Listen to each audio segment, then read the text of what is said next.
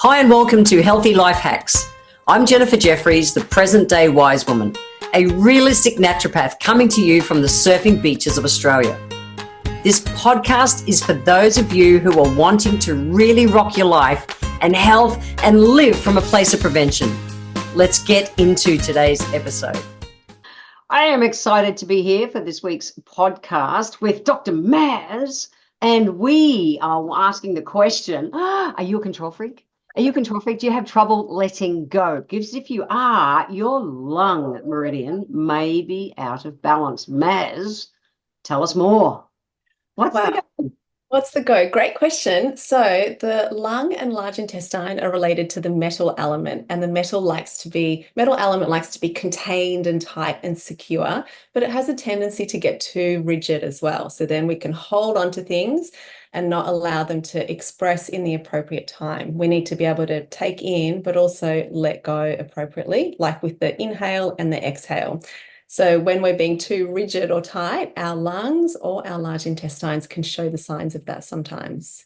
Ooh, I'm excited. Let's do this. All right, let's dive deep. Let's talk everything about letting go and having to play with it. Let's go. Yeah.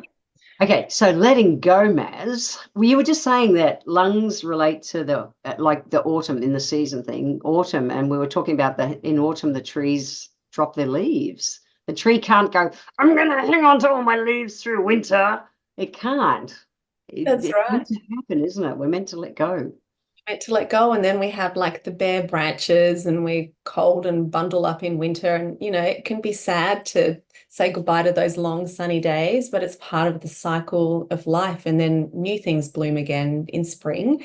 And so the metal element is about the appropriate letting go when the time is right. So being able to take in, but also being able to grieve life's changes in a healthy way and acknowledge their passing.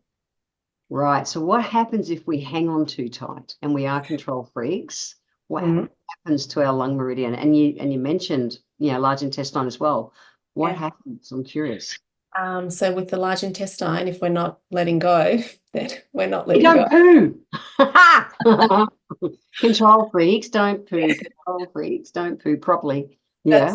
I prescribe some simple qigong, which is like breath work and energy work exercises, really simple ones to just open up those meridians. They start pooing if they breathe, because the lungs will massage the intestines and everything can appropriately let go. So that's one of the things we'll see. The other thing we can see is the lungs are too rigid. So either there's shortness of breath.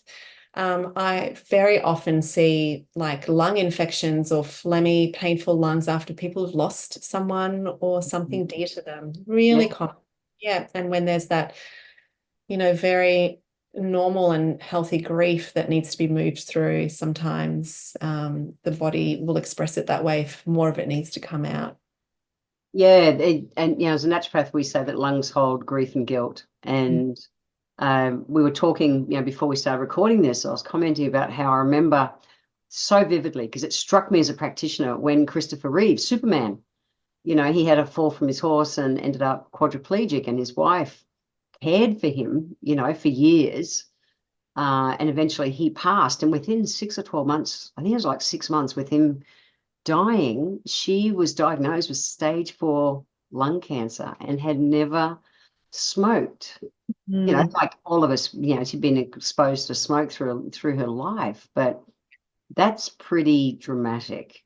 Yeah. And I get it. It's just all that grief that she'd packaged up so that she could be strong for him. Yes. So she's probably putting on a brave, positive face to support him, and all that grief wasn't expressed for the years that she was caring for him. It's really sad, isn't it? Yeah, it's big. So if people aren't letting go, and that metal, they've got the metal package too tight, apart from stuck poos, how else does that show up physically in their body? It could be rigidity of the body itself, or rigidity of thinking, or needing arthritis to be. And things? No? It could be. It's not. Arthritis is more classically, for me, when I see it, it's like either dampness accumulating in the body or not enough yang. So, where there's no movement, there's pain. So if things aren't circulating. But we could even have Dryness is a really common one as well. So dryness of the skin, dryness of the poo, dryness of the lips, dryness of the lungs as well, because the metal element has an affinity for dryness. So if we're too closed, the pores aren't opening, the skin isn't being nourished, then we'll see that dryness, which is why often in autumn we have dry skin and we need to pile on the moisturizer after being all sweaty and nice and moist. Summer. It's been a hot summer. Did some gardening this morning, and it was like I was wringing wet. Oh yeah. It was like I Yeah. didn't even need a sauna this morning. I was so wringing wet after it from humidity. I had a sauna in the garden. So, so someone who's getting that I'm thinking of one of my clients at the moment who's got dry lips, bad dry lips, and the normal things that I would prescribe, internally, so flaxseed oil and those things. She's still, it's correcting, but not as fast as she would want. What kind of things would you do for that dryness, or what kind of things will reverse that metal Yeah. influence? So when it's say it's dry, I'll come back to the dry lips because that's a specific thing, being just a specific area of the body. But when it's say dry skin all over, we will look at pungent herbs because metal is contracting and securing. That's the energy of it. But then we want to open things up. We want to pop open the pores. So we use things like fresh ginger, cinnamon. We can use those together because they open up the pores. We have a famous formula called cinnamon twig decoction, which is very much like a chai tea, which is why I recommend it to so many people because it balances a touch of sweetness. It's got licorice root and jujubes like the red dates. Yeah. So it gives you the fluids, the sweetness to push out through the pores. So other flavors you could look for would be pungent things like onion, garlic, mustard, like mustard seeds, mustard greens, things that have that punchy fire to open up the pores and allow some sweat and fluids to come through.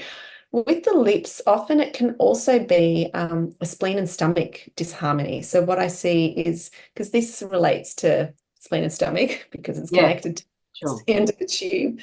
So if the spleen, often if it doesn't have enough yang or if the stomach is too hot, so if the spleen yang has gone to the stomach rather than where it should be, we have this heat flaring up and drying out the lips. So then we restore balance to the center and then the lips resolve and like the cracks in the side as well.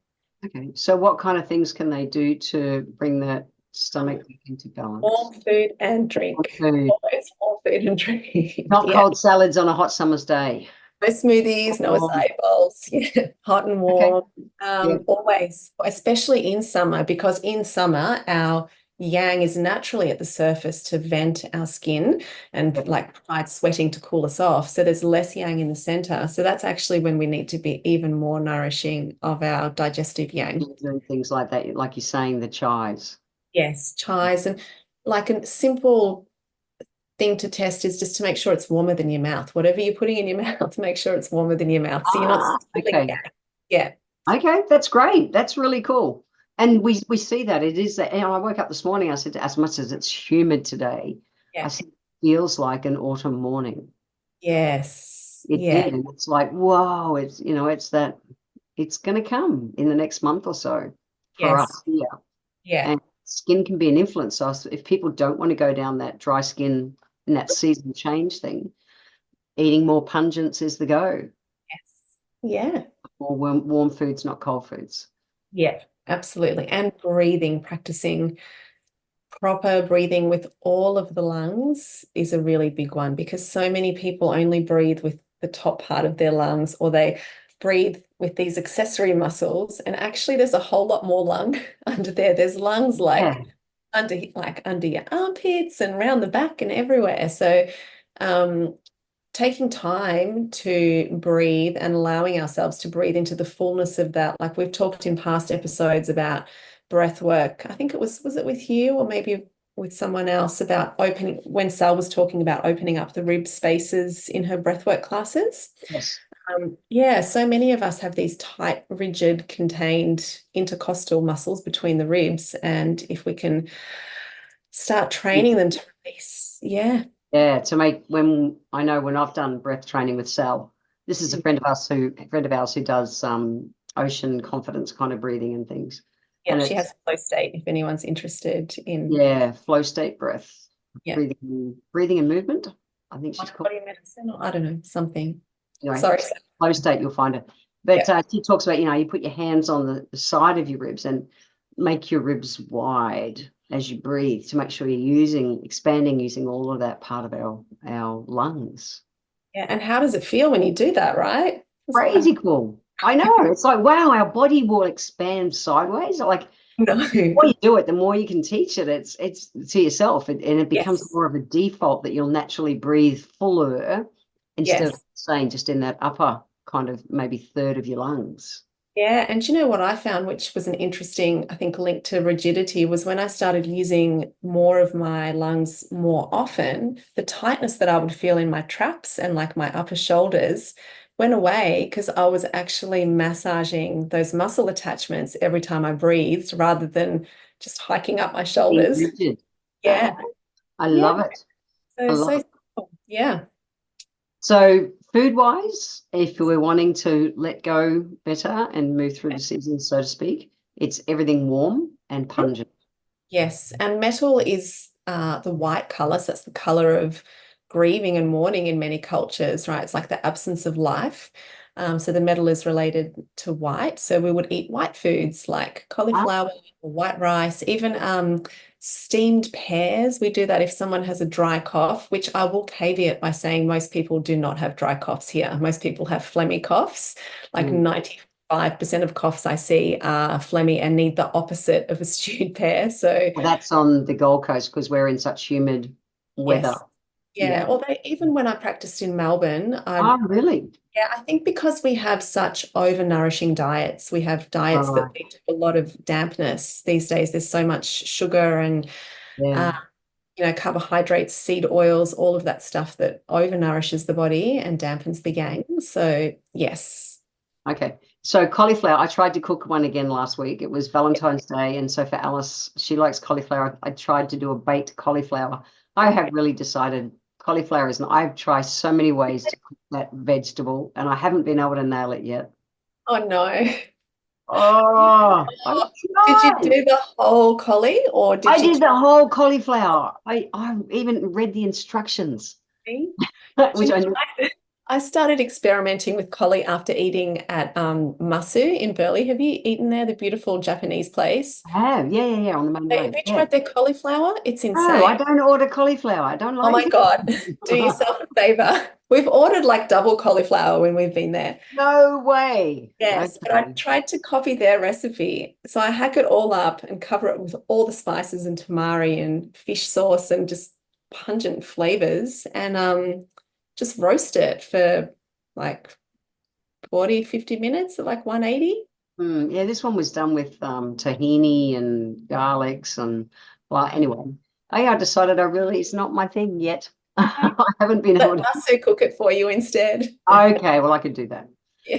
right, so what other white foods apart from my brain switched off when you said cauliflower, you lost me. My brain goes, don't make me eat cauliflower. I'd rather eat I guess even rice or like white fish is very moistening as well. So like we would use that. I Gosh, I'm trying baked white. I made so Valentine's Day. I really went all out this year cooking. I made heart shape. I I saw cut that. heart shape white potatoes, but I cooked them in a miso broth. So I Amazing. used Korean miso and just simmered them in the oven, and it was like so they had that fermented benefit of yeah. So that would be all right. That would be amazing. I saw that photo and I was salivating. They looked amazing. Nice. Yeah. Oh, good potatoes. Okay. The All right. Korean ones, yeah. So that's food, but I think the other big thing is the emotional moving component of Talk about that, arts. moving I think, emotions. yeah, there's some elements and some organ systems that get obviously more affected by food than others. And with metal, I'd say it's if we want to move things, it's definitely also through breath, movement, and emotional expression. So So yeah, emotion, moving grief. yeah, yeah. What's your number one recipe? Someone comes to you, you know that it's all stuck in there. Ugh, Yeah, the and I can feel emotions it. right there, and you can feel it. What's your recipe that you prescribe? Watch a really sad movie. So my one is Red Dog. I will bawl my eyes out with that. Like anything where an animal comes to its end, I'm like, oh my goodness. Having a Cry. good It's cry, therapeutic to cry. It's so therapeutic to cry. so therapeutic. Yeah, and people feel lighter afterwards. And then that, that wheezy chest or the stuck poos, they start to move because we actually can drop into our bodies. We're not avoiding that painful feeling that we're trying to not breathe into. That's really what it comes down to. So, watching a sad movie, we started off this episode talking about letting go, and I shared on my Insta page and Facey page about the beautiful book Letting Go by Dr. David Hawkins, which I love so much. And in chapter 2, he talks about a really simple process of feeling these emotions where it's really just embodied experiencing of the emotion. So rather than hiding from it or distracting ourselves with taking in new content or food or whatever, we're actually just set a timer on our phone for a couple of minutes and we just feel the feeling. We just ask what does it want to tell us? What does it feel like? Is it heavy? Is it gluey? Is it spiky? Where does it sit? And we just give it attention. And what psychologists have found recently is that for most people, the specific expression or shade of an emotion will pass on within 30 to 90 seconds. So that might show up something else underneath. There might then be anger or bitterness, right? But it's like peeling back an onion. If we peel off layer by layer, then we can get free. And we can. I remember one a pracky back in my early days because I never cried because as a child, I grew up in an interesting home, and if we cried, you literally got flogged more. And so I didn't cry. I learned to cry in my late 20s, and I learned to cry sitting under the shower, sitting on the floor of the shower and letting the water wash over me, and that warm nurturing kind of thing of water helped me heaps just to let go. And Yes.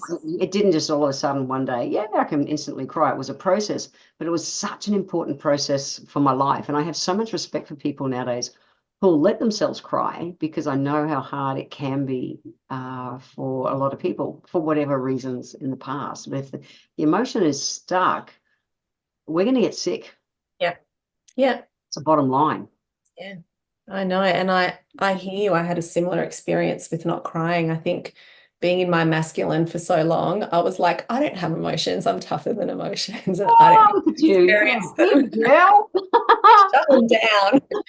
And I Love had it. horrific asthma as a young, Ah, like I actually died from it like that bad, right? wow. And I had to learn how to cry in my Yeah, 20s. Yep. And it was very challenging. And yeah.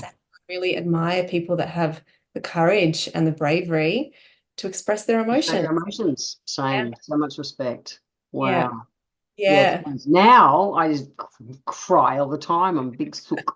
Me I too. love this. And I'm happy that things flow because that's the bottom line of for me. My understanding of Chinese medicine is literally the qi has to move, Mm-hmm. energy has to flow, and if it doesn't, that's when we get imbalances, ailments in our body. 100%. And before Going the too start, fast, you've got to slow the river down or manage the river back, and if it's stuck, unblock it. that's right. Yeah, throw the crap out, like pull out where it's gotten snarled. But we were Yeah. talking about it before we pressed record, and that quote in traditional Chinese medicine when we talk about where there is pain, there is no flow, and where there is flow, there is no pain. And yeah, if we think about a river flowing and where there's stuck branches and stuff, it gets all funky and yucky. But if we clear that out, then everything's healthy. The fish are thriving, the plants are thriving, the ecosystem around it. And we're no different. Like if we don't take out the old stuff, take out the trash, then things get It's stuck. stuck. Yeah. Yeah. And Well, look, I think also grief, it's not just I think so often when we think about grief, we might think of major life events or losses, but it can be everyday, like things that maybe might go unremarked. Like maybe we're having a slight change in kind of our friendship group or our routine or our how our work looks, maybe. And that's healthy to grieve that so that we can bring in the new as well. It's almost like we're acknowledging what was and being Yeah. grateful for it, and then allowing space for the new thing to come through. The Yeah.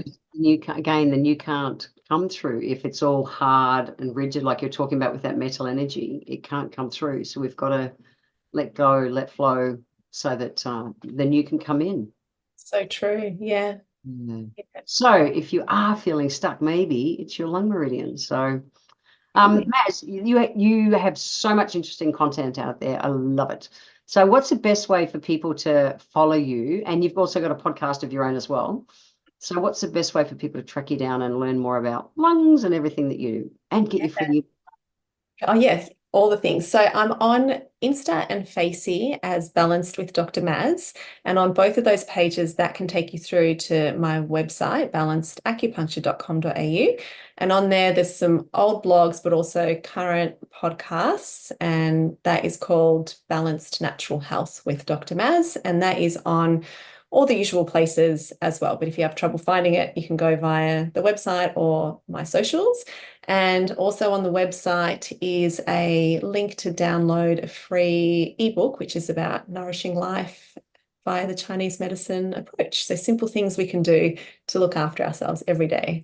Yay! So live from a place of prevention. That's been my biggest thing from when I started to understand the basics of Chinese medicine. When I started studying to be a naturopath, I went, Yeah. they get it. They go with nature and they don't wait to get sick. So I love everything that you talk about because it's all about being able to come from that place of prevention. And now there's a fancy word for it called biohacking, but it's basically just living from a place of prevention and not waiting to get sick. So thank you for everything you've shared today, Maz. Oh, my absolute pleasure. Thanks for having me. Pleasure. You're always fun to chat to. Oh, thanks, Jen. Thanks, guys. Make sure you go out and check out Dr. Maz and follow her on socials as well. If you're old like me, check out Facey. Otherwise, if you're a young'un like her, go to Instagram. See you guys. I want to thank you for being here today. If you enjoyed my podcast, please let me know by leaving a review on Apple Podcast. Every month, I draw one lucky person who leaves a review, have a free 1-hour consultation with me. Be sure to subscribe to the show wherever you're tuning in from so that you always catch the next episode. I welcome your emails and you can write to me at podcast@healthylifehacks.com.au. Until next time, remember, when it comes to life, live it, love it, and get on with it.